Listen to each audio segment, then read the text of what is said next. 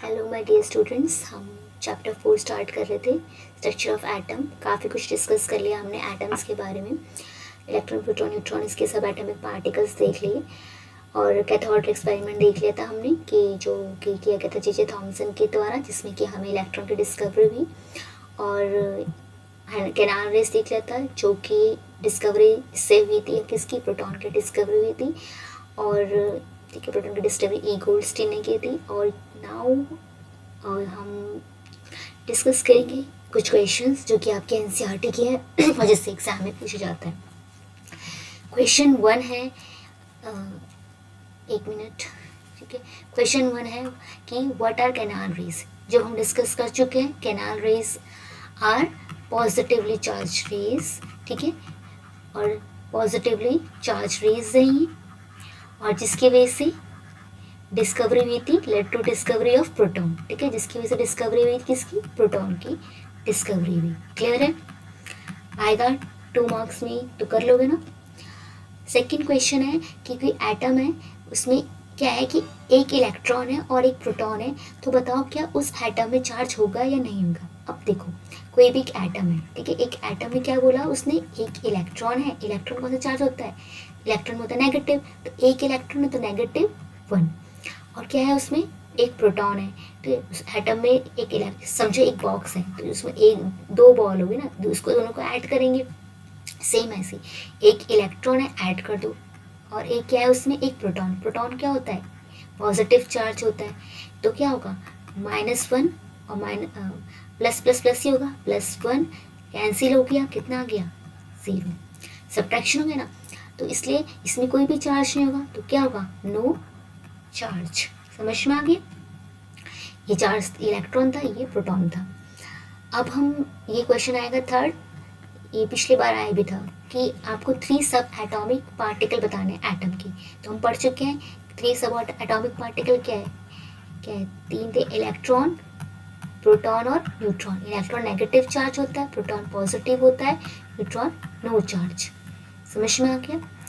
Question number 4 है कि आपको प्रॉपर्टीज़ कंपेयर करनी इलेक्ट्रॉन की, प्रोटॉन की, न्यूट्रॉन की। चलो यहीं कंपेयर कर लेते हैं, ठीक है।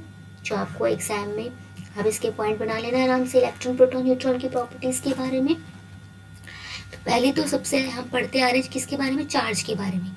इलेक्ट्रॉन होता है वो नेगेटिवली चार्ज होता है, प्रोटॉन जो होता है पॉजिटिव चार्ज होता है, न्यूट्रॉन में कोई भी चार्ज नहीं होता। तो फर्स्ट प्रॉपर्टी हमने किसके बारे में पढ़ी, चार्ज के बारे में। ऊपर लिख रहे हैं हम क्या बता रहे हैं, किस चीज़ की बात कर रहे हैं। तो फर्स्ट ये प्रॉपर्टी, पहली प्रॉपर्टी चार्ज है, ठीक है, और इसमें हमने बता दिया। दूसरी प्रॉपर्टी है कि कहाँ पे लोकेटेड है। तो अगर लोकेशन की बात करें तो हमारे जो इलेक्ट्रॉन है वो कहाँ प्रेजेंट होते हैं, आउटसाइड द न्यूक्लियस। हमने पढ़ा था ना कि न्यूक्लियस के बाहर हमारे इलेक्ट्रॉन होते हैं। हमने बोला जैसे हमारा ये एटम है, ऊपर देखो इधर मैं बड़ा ड्रॉ कर रही हूँ, ये हमारा एटम है। इस एटम में अंदर आपको एकदम सेंटर पे, बीच में आपको क्या मिलता है, हमने क्या पढ़ा था, प्रोटॉन और न्यूट्रॉन आपको सेंटर में मिलेंगे। और इसके चक्कर कौन लगा रहा है, इलेक्ट्रॉन अलग अलग शेल में लगा रहा है चक्कर, कोई कोई फर्स्ट में, कोई सेकंड में, अलग अलग शेल में। तो ये इलेक्ट्रॉन हमें आउटसाइड न्यूक्लियस मिलेंगे। और हमने देखा था ना कि इलेक्ट्रॉन हल्के हैं, और हल्के हैं इसलिए ये चक्का लगा रहे हैं किसके, प्रोटॉन और न्यूट्रॉन के। और ये जो ये थोड़े हैवी हैं, ये यहीं पे रहते हैं, ठीक है। तो आउटसाइड न्यूक्लियस, ये दोनों पॉजिटिव प्रोटॉन और न्यूट्रॉन कहाँ मिलेंगे, इनसाइड न्यूक्लियस। और न्यूट्रॉन भी हमें कहाँ मिलते हैं, इनसाइड न्यूक्लियस। समझ में आ गया। अब हम एक पॉइंट और, हमने वेट की बात की अभी। वेट क्या होता है, ये जो होता है इसका सबसे लाइटेस्ट होता है, लाइटेस्ट, ठीक है। जिसको इसका जो इसको हम नेग्लेक्ट कर सकते हो, मास इज नेग्लिजिबल। और इसके जो होते हैं इनको हम नेग्लेक्ट नहीं कर सकते। तो एक प्रोटॉन की बात करेंगे हम और एक न्यूट्रॉन की बात करेंगे, तो इनका जो मास होता है, देखो मास है ना, इसका मास को बोलेंगे, छोटा छोटा मास है बहुत, एटम से भी छोटे, तो बहुत छोटे होंगे, तो इसे बोलते हैं एटॉमिक मास यूनिट। क्या बोलते हैं, एटॉमिक मास यूनिट। शॉर्ट में क्या लिखेंगे, AMU। इतना बड़ा बड़ा थोड़ा लिखेंगे हर बार हम, तो शॉर्ट में लिखेंगे atomic mass unit, 1 atomic mass unit. समझ में आ गया। और देखिए ये आपके डिफरेंस हो गए, क्लियर है।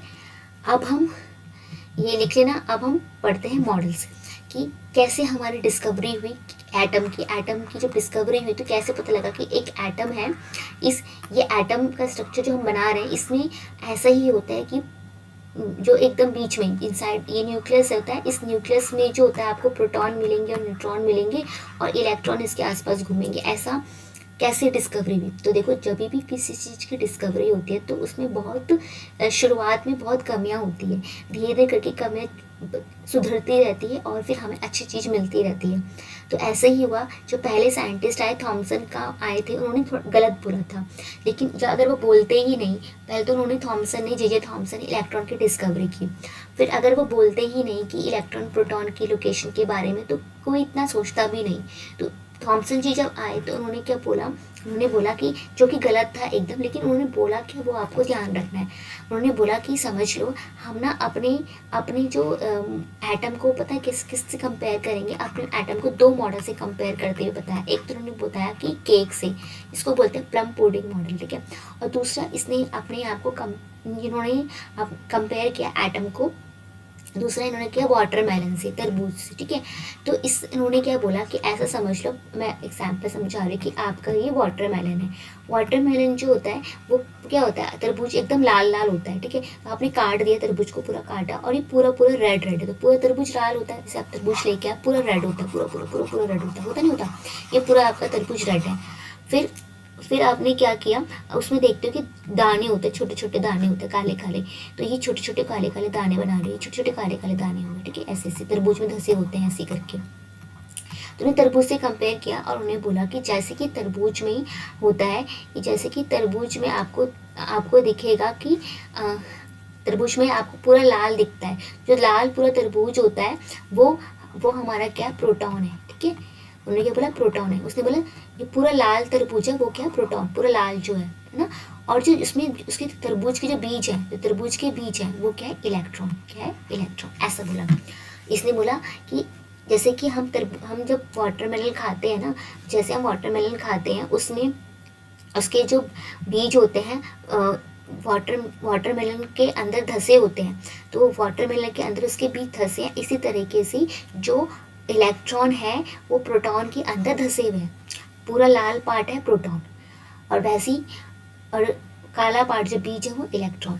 जैसे कि लाल पार्ट में काले बीज दबे होते हैं, वैसे उन्होंने बोला ऐसे ही एटम के अंदर जो है इलेक्ट्रॉन जो है वो धसे हुए हैं, और पूरा जो प्रोटॉन है प्रोटॉन पूरा है और उसके अंदर इलेक्ट्रॉन धसे हुए हैं। तो ये बोला उन्होंने, ठीक है।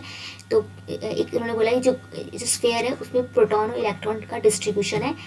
अब इन्होंने बोला ठीक है, ये पूरा स्फीयर है, पूरा लाल जो पार्ट है वो क्या है, हमारा प्रोटॉन है, पूरा का पूरा प्रोटॉन है। और इसके अंदर जो बीज है वो क्या है, इसके दबे दबे दबे क्या है, इसके अंदर जो धसे हुए हैं वो है इलेक्ट्रॉन, ठीक है। ये उन्होंने बोला ठीक है, लेकिन अगर हम इनको काउंट करेंगे ना नंबर में, तो नंबर ऑफ प्रोटॉन जो होंगे वो बराबर आएंगे नंबर ऑफ इलेक्ट्रॉन के, ऐसा बोला उन्होंने। बेशक पूरी जगह पे प्रोटॉन है और उसमें जो इलेक्ट्रॉन है वो दबे हुए हैं, लेकिन अगर इनके नंबर काउंट करेंगे तो इनके नंबर जो होंगे बराबर होंगे, तो पॉजिटिव चार्ज बराबर होगा नेगेटिव चार्ज के, ठीक है। तभी तो जब पॉजिटिव चार्ज बराबर होगा नेगेटिव के, तभी तो ओवरऑल क्या आएगा, नो चार्ज आएगा। तो इसलिए क्या आएगा, इसलिए पूरा जो एटम होता है वो न्यूट्रल होता है, ठीक है, उसमें कोई भी चार्ज नहीं होता।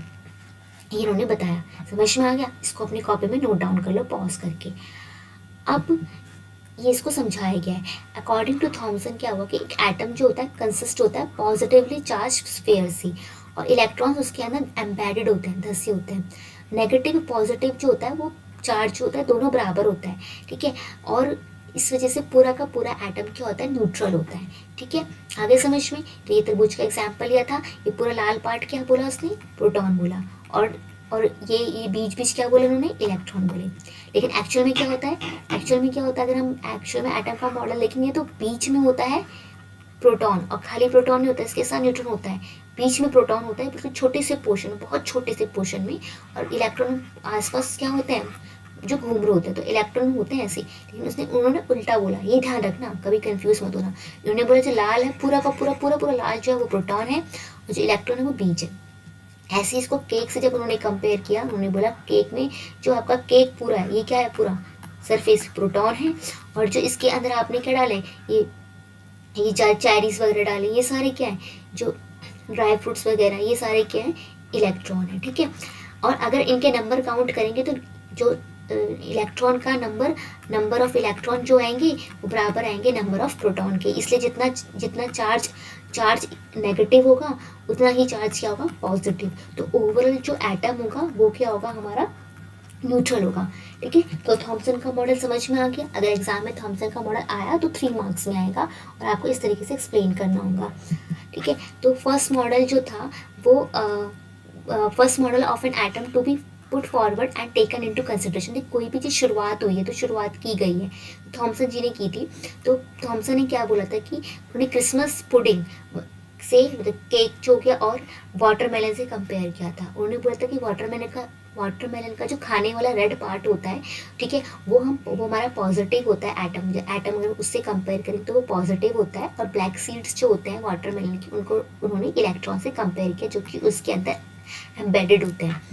फिर अब ठीक है, इतना ही है आपका। अब ये क्वेश्चन आपका एनसीईआरटी का है, अगर आएगा तो ये क्वेश्चन आएगा on the basis of Thompson model explain करो कि एटम न्यूट्रल कैसे है। तो आसान भाषा में बताऊँ आपको, आसान लैंग्वेज में, जो देखो डेफिनेशन जो पूरा अच्छे से लिख के समझा सकता है वो पूरा अच्छे से लिख के बता दे, और जो नहीं लिख पाएगा तो वो इसको लिख लेना जो मैं शॉर्ट में लिख लूँ, ठीक है।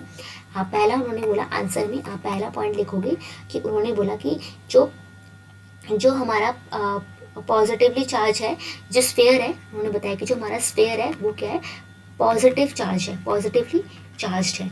और जो नेगेटिव चार्ज है, ठीक है, जो इलेक्ट्रॉन है वो उसमें क्या है, स्फेयर वो एम्बेडेड है, धसे हुए हैं, एम्बेडेड, ठीक है, तो इसमें धसे हुए हैं, एम्बेडेड इन, ठीक है, लिख लिया पहला पॉइंट।